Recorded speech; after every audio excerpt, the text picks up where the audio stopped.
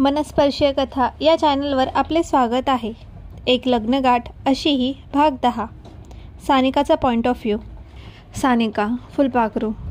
बायको. माझ्या गालावरच्या एका मऊ स्पर्शाने मला झोपेतून बाहेर काढले. माझे डोळे उघडले. मी सर्वात आधी त्याचा चेहरा पाहिला. माझ्यापासून 1 इंच अंतरावर. त्याचा उबदार श्वास माझ्यावर पंखासारखा फिरत होता आणि माझा स्वतःचा श्वास अडकला होता. माझी नजर त्याच्या ओठांवर गेली आणि अचानक माझा घसा कोरडा पडला. आम्ही पोहोचलो आहोत, तो कुरकुरत म्हणाला आणि मला माझ्या विचारातून बाहेर काढले. अरे, ही जाणीव मला ट्रकप्रमाणे लागली. तो मला जिथे आपण असायला हवे होते तिथे घेऊन जात असताना मी प्रवासादरम्यान झोपे गेले होते. मला माफ कर, मी सरळ होत म्हणाले. माझा ड्रेस गुळगुळीत केला आणि माझा दुपट्टा जुळवला. अचानक झोपी जाण्याबद्दल मला अस्वस्थ वाटले. असण्याची काही गरज नाही. त्याने मला धीर दिला. त्याचा आवाज उबदारपणा आणि संयमाने भरलेला होता. काय चाललंय हे मी पूर्णपणे समजून घेण्याआधीच तो गाडीतून उतरला. मी स्वतःला सावरण्याचा प्रयत्न करत असतानाच प्रवासी दरवाजा उघडला आणि त्याने मंद हास्य करत माझ्याकडे हात पुढे केला. त्याचे डिंपल बाहेरून डोकावत होते, ज्यामुळे माझे हृदय धडधडत होते. मी संकोचून माझा हात त्याच्या हातात ठेवला. त्याच्या स्पर्शाने माझ्यात एक अनोळखी उबदारपणा निर्माण झाला. पण मी बाहेर पडताच माझे सर्व विचार नाहीसे झाले. त्याच्या तोंडातून एक हाफ सुटली. माझ्यासमोर एक उंच चित्तथरारक पेंट हाऊस उभं होतं. त्याची सुंदर रचना रात्रीच्या आकाशाखाली चमकत होती. मी त्याच्याकडे वळले, माझ्या भुवया उंचावून. हे कोणाचे घर आहे? त्याने आमचे बोटे एकमेकात गुंफली आणि माझा हात त्याच्या ओठांवर आणला आणि माझ्या हाताचे हलके चुंबन घेतले. आपले. माझे हृदय जोरजोरात धडधडत होते. मी गोंधळून त्याच्याकडे पाहत राहिले. आपले. त्यावर भाव गंभीर राहिले. तू माझे ऐकलेस? तू गंभीर आहेस. आत या. त्याच्या सहज उत्तराने माझे ओठ थरथरले आणि मी माझ्या चेहऱ्यावर उमटणारे निरागस हास्य दाबण्याचा प्रयत्न केला. काहीतरी मजेदार. त्याने भुवया उंचावल्या. स्पष्टपणे गोंधळलेली मी लगेच शांत झाले. माझे हृदय धडधडत होते. देवा, जर त्याला कधी कळले असते की मी काय विचार करत होते. मी निर्दोषतेचे सोंग घेत पटकन मान हलवली. ज्या क्षणी मी आत पावले ठेवले त्या क्षणी मला पुन्हा श्वास रोखला गेला. पेंट हाऊस खूप मोठे होते. प्रत्येक कोपरा विलासित आणि आरामदायी वातावरण पसरवत होता. पण माझे सर्वात जास्त लक्ष त्याच्या रंगसंगतीने वेधले. गुलाबी भिंती, गुलाबी फर्निचर, अगदी सजावटीलाही मऊ गुलाबी रंग होता. स्वप्नात पाऊल टाकल्यासारखे वाटत होते. मी सगळं काही आत घेत असताना माझे डोळे आनंदाने चमकले. भव्य बैठकीची खोली, प्रचंड LED स्क्रीन, आलिशान सोफे आणि मग माझी नजर स्विमिंग पूलवर पडली. माझे ओठ थोडेसे वेगळे झाले. हे आहे. तो एक सुंदर तपकिरी सोफ्यावर बसला आणि माझ्याकडे गमतीने पाहत होता. तुला हे आवडले का? मी मूर्खासारखा हसत फिरले. आवडलं. मला हे खूप आवडलं. त्याच्याकडून एक खोल घशात हास्य आले. तुला ते आवडलं याचा आनंद आहे. तो माझ्या आवाजाची नक्कल करत हात झुकला. माझे पोट धडधडत होते. त्याचा चेहरा जवळ होता, खूप जवळ. आमच्यात हवा सरकली. त्याची नजर माझ्या ओठांवर गेली आणि माझा श्वास घशातच अडकला. माझे हृदय धडधडत होते. पण मग त्याने डोळे मिटले आणि मी मागे वळले. त्याच्या चेहऱ्यावर क्षणभर निराशा पसरली आणि नंतर त्याने घट्ट हास्य लपवले. वरच्या मजल्यावर उजवीकडे दुसरी खोली. ती तुझी आहे? जा कपडे बदलून घे, तो म्हणाला. त्याचा आवाज पूर्वीपेक्षा कमी होता. त्यात तुझे कपडे आहेत. आपल्याला अजून एका जागेवर जायचे आहे. मी संकोच केला आणि नंतर मान हलवली. आणखी एक शब्द न बोलता मी घाईघाईने वरच्या मजल्यावर गेले. माझ्या छातीत एक विचित्र अस्वस्थता जाणवत होती. माझ्या खोलीत पोहोचताच मी खाली शेवटची नजर टाकली. तो अजूनही तिथेच बसला होता. त्याचे डोके सोफ्यावर मागे झुकले होते. त्याचे डोळे बंद होते. त्याच्या चेहऱ्यावर बोटे फिरत होती. जणू काही तो स्वतःला सावरण्याचा प्रयत्न करत होता. मी पटकन कपडे बदलले आणि बैठकीच्या खोलीत परतले. पण ते रिकामे आढळले. माझे पोट अस्वस्थपणे मुरडले. तो कुठे गेला? मी थांबण्याआधीच माझ्या मनात विचार आला. तो मला इथे सोडून का गेला? त्याच्याऐवजी माझ्याशी लग्न केल्याचा पश्चाताप झाला का? भीतीने माझा घसा दाबला. मला काहीच कळत नव्हते की मी कुठे आहे. जर तो निघून गेला तर मी घरी कसे पोहोचू? डावीकडून एक मंद आवाज आला. मी त्या दिशेने संकोचून पावले टाकली. ईशान. मी हळू आवाजात हाक मारली. माझा आवाज कुजबुजण्यापेक्षा थोडा जास्त होता. काहीच प्रतिसाद मिळाला नाही. मी माझ्या छातीला घट्ट धरले आणि ईशान, तू इथे आहेस का? यावेळी माझा आवाज मोठा होता आणि मग तो प्रकट झाला. एका हातात स्फुटूला कमरेला बांधलेला एप्रिन. मी डोळे मिचकावले. तो राखाडी टी-शर्ट आणि काळी स्वेटपॅन्ट घालून आला होता. तो सहजतेने कॅज्युअल पण अतिशय देखणा दिसत होता. त्याने मला जवळ येण्याचा इशारा केला. मी इथे आहे, ये इकडे. मी संकोच करत त्याच्याकडे पावले टाकले. त्याने माझा हात हातात घेतला आणि आमच्या बोटांना पुन्हा एकदा गुंफत मला स्वयंपाकघरात ओढले. मी माझ्या समोरचे दृश्य पाहिले. भांडी, तवे, हवेत उबदार आणि आमंत्रण देणारे काहीतरी सुगंध.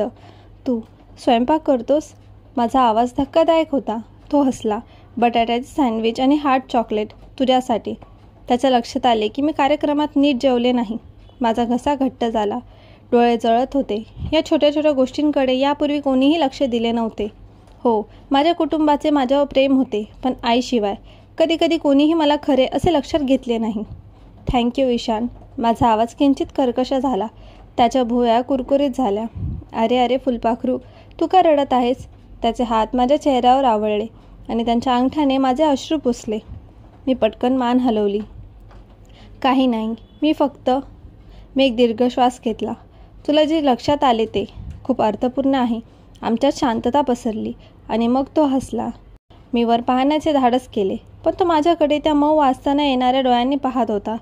हळूहळू त्याचे हात माझ्या गालावरून खाली सरकले. माझे हात त्याच्या हातात घेण्यापूर्वी ते माझ्या हातांवरून फिरत होते. त्याने माझा उजवा हात वर केला आणि माझ्या गुडघ्यांना आणखी एक चुंबन दिले, ज्यामुळे माझ्या मणक्यात थरथर कापू लागली. माझा एक फुलपाखरू. त्याचा आवाज मंद आणि ठाम होता. तू माझी पत्नी आहेस, माझी जबाबदारी. तुझी काळजी घेणं हे माझे सर्वोच्च प्राधान्य आहे, समजले? माझे हृदय माझ्या बरगंड्यांवर आदळले. माझ्या मेंदूने काम करणे बंद केले. मी मान हलवण्याशिवाय काही करू शकत नव्हते. त्याचे ओठ थोडेसे वळले. ठीक आहे. तो मला जेवणाच्या टेबलावर घेऊन गेला. त्याने मला गरम सँडविचची प्लेट आणि गरम चॉकलेटचा कप दिला. मी संकोच केला. तुला कसं कळलं की हे माझे आवडते आहे? त्याने त्याच्या काळ्या कॉफीचा एक घोट घेतला. त्याची नजर माझ्या कॉफीवर खिळली. मला फक्त माहीत आहे. मी डोळे मिटवण्याच्या इच्छेला आळा घातला. तो नेहमी असे म्हणायचा जेवण संपल्यानंतर. तो मला त्याच्या गाडीजवळ घेऊन गेला. त्याने माझ्यासाठी दार उघडे ठेवले. मी प्रार्थना केली की माझ्या चेहऱ्यावर माझ्या मानेवरची लाल उमटी नाही. ड्रायव्हरच्या सीटवरून बसून त्याने रेडिओ चालू केला. मी धाडस करून विचारले, आता आपण कुठे जाणार आहोत? त्याची स्टेअरिंग व्हीलवरील पकड घट्ट झाली. त्याचा जबडा घट्ट झाला. मला माझ्या प्रश्नाबद्दल लगेच पश्चाताप झाला. तो रस्त्याच्या कडेला थांबला. त्याचे भाव वाचता येत नव्हते. फुलपाखरू, तुला माझ्यावर विश्वास आहे का? माझा श्वास अडकला. हो. मी मान हलवली. मला पटतंय. त्याचे ओठ थरथरले. मग विचारणे थांबव. फक्त माझ्यावर विश्वास ठेव. प्रवास शांत होता, पण तो अस्वस्थ करणारा नव्हता. अनोळखी निर्जन रस्त्यांवर गाडी पुढे सरकत असताना माझा हात त्याच्या मांडीवर होता. त्याच्या पकडीत घट्ट अडकला होता. आमच्यासमोर रात्र पसरली होती, काळोखी आणि अंतहीन. इंजिनच्या आवाजातून येणारा एकमेव आवाज. 20 मिनिटांनी गाडी एका जुन्या सोडून दिलेल्या घरासमोर थांबली. माझे पोट दुखत होते. ती जागा भयानक एकांतात उभी होती. दुसरी कोणतीही घरे दिसत नव्हती. भेगा पडलेल्या भिंती, तुटलेल्या खिडक्या आणि आजूबाजूची निर्भर शांतता पाहून माझे डोळे थरथर कापत होते. तो मला इथे का आणले? तो मला इथेच सोडणार होता का? तो शेवटी मला सोडून जाण्याचा प्रयत्न करत होता का? आपण इथे आहोत, तो म्हणाला आणि सामान पार्कमध्ये हलवले. मी जोरात गिळंकृत केले. माझे डोळे घराकडे चमकत होते. त्यातून पार्सन मॅरर ॲडलिनच्या घरासारखेच थंडगार आभा निर्माण झाला. शांतता आणि रहस्याने भरलेले हे ठिकाण. मी आणखी पुढे जाण्यापूर्वीच त्याने माझ्या हाताकडे हात पुढे केला. आमची बोटे एकमेकांत गुंफली. त्याची पकड उबदार आणि घट्ट होती. फुलपाखरू, मी तुला इथे सोडत नाही आहे. जास्त विचार करणे थांबव. मी म्हणाले नव्हते की तू जाणार आहेस. मी माझा खालचा ओठ चाटत कुजबुजले. तो हसला आणि माझ्या कपाळावर बोट ठेवत म्हणाला, तुझ्या या छोट्याशा मेंदूत काय चाललंय ते मला नीट माहिती आहे. तो आधी बाहेर पडला. गाडीला वळसा घालून माझा दरवाजा उघडला. मी त्याचा हात धरला आणि त्याला प्रवेशद्वाराकडे घेऊन जाऊ दिलं. घर अंधाराने गिळंकृत झाले होते. प्रत्येक पृष्ठभागावर धुळीने माखले होते आणि छतावरून कोळशाचे जाळे विसरलेल्या आठवणीसारखे लटकत होते. हवा दाट, जुनी, वर्षानुवर्षे अस्पृश्य वाटत होती. माझ्यातील प्रत्येक प्रवृत्ती मागे वळण्यासाठी ओरडत होती, पण माझ्या हातावरची त्याची पकड मला जमिनीवर ठेवत होती. हे पण तुझं आहे का? मी शेवटी विचारले. माझा आवाज कुजबुजण्या इतकाच कमी होता. त्याने मान हलवली. नाही. मग ते एका मित्राचे आहे, तो म्हणाला. त्याचे भाव वाचता येत नव्हते. आणखी काही न बोलता तो मला एका अरुंद जिन्याकडे घेऊन गेला. तो तळघरात उतरत होता. गोंधळ आणि अस्वस्थता. आपण इथे का आहोत? त्याचा वेग स्थिर राहिला. त्याची पकड अविचल होती. कोणाला तरी भेटायचे आहे. भेटायला कोणी आहे का? शब्द शांत व्हायला वेळ मिळाला नाही. तोपर्यंत त्याने पायऱ्यांच्या तळाशी असलेला एक दरवाजा ढकलला. मंद प्रकाश चमकत होता. ओल्या कॉन्क्रीटच्या भिंतीवर भयानक सावल्या पडत होत्या. आणि मग मी त्याला पाहिले. माझा श्वास रोखला गेला. माझे संपूर्ण शरीर गोठले. त्याच्या हातावरची माझी पकड अनिच्छिकपणे घट्ट झाली. माझे हृदय माझ्या बरगंड्यांवर आदळले आणि माझ्या डोळ्यातून लगेच अश्रू वाहू लागले. नाही, हे शक्य होऊ शकले नाही. माझ्या पतीच्या कोपरावर माझी पकड घट्ट झाली तेव्हा माझे हृदय माझ्या बरगंड्यांवर जोरात धडधडत होते. माझ्या फुफ्फुसातून ऑक्सिजन निघून जात होते. अखंड अश्रूंनी माझी दृष्टी धूसर झाली होती आणि वादळात अडकलेल्या नाजूक पानांसारखे माझे संपूर्ण शरीर थरथर कापत होते. माझे सर्वात वाईट स्वप्न माझ्यासमोर उभे राहिले. बांधलेला, जखम झालेला, छळलेला, तुटलेला राकेश इथे होता. त्याचे शरीर खुर्चीवर आदळले होते. त्याचे हात मागे बांधलेले होते. एकेकाळी अहंकार आणि क्रूरतेचा रंग असलेली त्याची त्वचा आता फिकट गुलाबी आणि जांभळ्या जखमांनी भरलेली होती. त्याचे डोळे अर्धे बंद, क्वचितच जाणीव असलेले. पूर्वीच्या द्वेषाची कोणतीही जाणीव त्याच्या लक्षात नव्हती. नाही. माझा आवाज अगदी कुजबुजला. मी त्याच्याकडे वळले तेव्हा भीतीने माझा घसा आवळला गेला. माझे डोळे विस्फारले. प्लीज, मला इथून घेऊन चल. ईशान, मला काही कळायच्या आतच मी त्याच्या मिठीत होते. माझे बोट त्याच्या शर्टमध्ये गुंतले होते. जणू काही तेच मला भूतकाळातील भयावतेपासून वाचवू शकेल. त्याने माझ्या कमरेभोवतीची पकड घट्ट केली. तू त्याच्याशी सामना करेपर्यंत कुठेही जाणार नाहीस. त्याचा आवाज सौम्य पण दृढ होता. त्याच्या शब्दांचे वजन निर्विवाद होते. त्याने माझा चेहरा घट्ट धरला. त्याचे अंगठे माझ्या ओल्या गालांवर आदळत होते. तो तुझ्या आयुष्यातून निघून गेला आहे फुलपाखरू, पण तो अजूनही तुझ्या स्वप्नांना त्रास देतो आणि मी ते चालू ठेवू देण्यास नकार देतो. त्याचे कपाळ माझ्या कपाळावर आदळले. त्याचा उबदार श्वास माझ्या ओठांना फुंकर घालत होता. मी तुला वचन दिले होते ना. तो कुजबुजला. त्याचा आवाज शांत तीव्रतेने भरलेला होता. मी त्याला तुमच्यासमोर गुडघे टेकवायला सांगितले होते आणि तो इथे आहे. माझ्या पाठीचा कणा थरथर कापू लागला. तुला जे करायचं ते कर फुलपाखरू. त्याला चापट मार, त्याच्यावर थुंक, हवं तर त्याची हाडे मोड. त्याचा आवाज त्याच्या प्रामाणिकपणा जवळजवळ शांत करणारा होता. पण आता त्याला तुझ्या स्वप्नांवर नियंत्रण ठेवू देऊ नकोस. आमच्यात शांतता पसरली होती, भावनांनी भरलेली, जी मी अजून सहन करू शकले नाही. उत्तर देण्याऐवजी मी माझे हात त्याच्या कमरेभोवती गुंडाळले. माझा चेहरा त्याच्या छातीला लपवला. त्याला कस्तुरी, देवदारू आणि सुरक्षिततेचा वास येत होता. काहीतरी जमिनीवर बसवणार, काहीतरी खरं. पण माझ्या भूतकाळातील भूतांनी दुर्लक्ष करायला नकार दिला. राकेशचे घाणेरडे हात माझ्यावर, त्याचे घाणेरडे शब्द, त्याचे विकृत हास्य, माझ्या भीतीचा आनंद त्याने कसा घेतला. आठवणी माझ्या मनात घुसल्या, गुदमरणाऱ्या आणि अटळ. माझ्या मुठ्या आवळल्या गेल्या. त्याच्या शर्टला घट्ट पकडले आणि माझ्यावर चिंतेची एक नवीन लाट आली.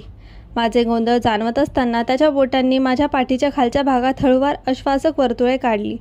तू आता ठीक आहेस ना फुलपाखरू? तो कुरकुरला. मी आहे. मी त्याच्या नजरेला तोंड देत माझे डोके वर केले. त्याचे काळेभोर आणि अढळ डोळे माझ्यासाठी काळजी करण्याशिवाय दुसरं काहीही नव्हते. मग आपण करूया का? मी एक दीर्घ श्वास घेतला. हो. माझा हात हातात घेऊन तो राकेशकडे वळला. त्याने त्याचा जबडा जोरात पकडला. त्याच्या जखम झालेल्या त्वचेची बोटे घुसवली. उठ. तळघरात एक जोरदार चापट पडली आणि राकेश जोरदार खोकल्याने जागा झाला. त्याचे लक्ष विचलित न झालेले डोळे माझ्यावर येईपर्यंत इकडे तिकडे फिरत राहिले. माझे पोट मुरडले. माझी प्रवृत्ती मागे हटण्याची, त्याच्या रुंद शरीरयष्टीचे मागे लपण्याची होती. पण त्याने मला परवानगी दिली नाही. त्याऐवजी त्याने माझ्या कपाळावर एक कोमल चुंबन घेतले आणि मला शांतपणे आठवण करून दिली की मी सुरक्षित आहे. मग न डगमगता त्याने राकेशला सोडले आणि त्याला कॉलरने धरले. तो माझ्या पायाजवळ कोसरेपर्यंत पुढे ढकलले. गुडघे टेक. त्याचा आवाज अगदी कडक आदेश होता. तू जे केलं त्याबद्दल माफी माग. माझ्या फुसफुसातील हवा थांबली. मला धक्का बसला. राकेशने त्याने सांगितल्याप्रमाणे केले. तो गुडघे टेकला. त्याची नजर माझ्या नजरेला लागली. पूर्वी वासना आणि क्रूरतेने जळणारे त्याचे डोळे आता रिकामे, निर्जीव झाले होते. तो खोकला. नंतर हात जोडून क्षमा मागू लागला आणि तेव्हाच मी त्यांना पाहिलं. त्याची बोटे किंवा असं म्हण, त्यातलं काय उरलं होतं. माझा श्वास रोखला गेला. माझे डोळे भयाने विस्फरलेले होते. त्याचे हात कापले गेले. अरे देवा. मी त्याच्याकडे वळले. माझ्या थरथरत्या बोटांनी त्याचा हात घट्ट धरला. माझ्या मुख प्रश्नाला एक निसंशय मान हलवली. जणू आपण हवामानाबद्दल चर्चा करत आहोत. त्याने त्या घाणेरड्या हातांनी तुला स्पर्श केला आणि त्याच्या जिभेने वाईट गोष्टी बोलल्या. त्याचे डोळे काळे झाले म्हणून मी ते कापले. माझ्या अंगात एक तीव्र थरकाप उडाला. त्याने माझ्यासाठी एक माणसाला अर्धवट मारले होते का? त्याने माझे हात हातात घेतला आणि हळुवारपणे दाबला. फुलपाखरू, आता तुझी पाळी आहे. त्याला चापट मार, लात मार, जे काय करायचे ते कर. बदला घे. राकेशचे विकृत हास्य, त्याच्या हातांची थंड पकड, त्या रात्रीचा गुदमरणारा अंधार, हे सर्व माझ्यावर आदळले एकामागून एक अथक लाठा. पण यावेळी मी एकटी नव्हते. माझा ईशान माझ्यासोबत होता. माझ्या नसांमधून कधीही न भरलेला राग माझ्या बोटांनी घट्ट मुठी आवळल्या. मी पुष्टी मिळवण्यासाठी ईशानकडे वळले आणि त्याने मला एकच मान हलवली. मला फक्त तेवढंच हवं होतं. माझा तळहात राकेशच्या गालाला चिकटला. तळघरात एक तीक्ष्ण समाधानकारक भेगा पडल्याचा आवाज आला आणि मग मी त्याला पुन्हा चापट मारली. आणि पुन्हा प्रत्येक आघात म्हणजे एक सुटका होती. त्याने माझ्यावर लादलेल्या भीती, असहाय्यता आणि वेदनांचे प्रत्येक अंशांपासून मुक्तता. एका मजबूत स्थिर हाताने माझे अश्रू पुसल्याचे मला जाणवले. तोपर्यंत मी थांबले नाही. इतके पुरे झाले. ईशानने मला त्याच्या मिठीत ओढत कुरकुर केली. रडण्याने माझे शरीर थरथर कापत होते. पण त्यांच्या हृदयाचे ठोके स्थिरले ऐकत असताना माझ्यावर एक विचित्र शांततेची भावना निर्माण झाली. काही मिनिटांनी किंवा कदाचित वर्षांनी त्याने मला परत वरच्या मजल्यावर नेले. मी सोफ्यावर कोसळले. माझ्या शरीरातील शेवटची सर्व शक्ती संपली होती. त्याने मला पाण्याची बाटली दिली आणि मी काही घोट घेतल्यानंतर ती त्याला परत केली. मी 5 वाजता परत येईन. त्याने माझ्या कपाळावर एक मऊ चुंबन घेतले आणि नंतर पायऱ्या उतरून खाली गेला.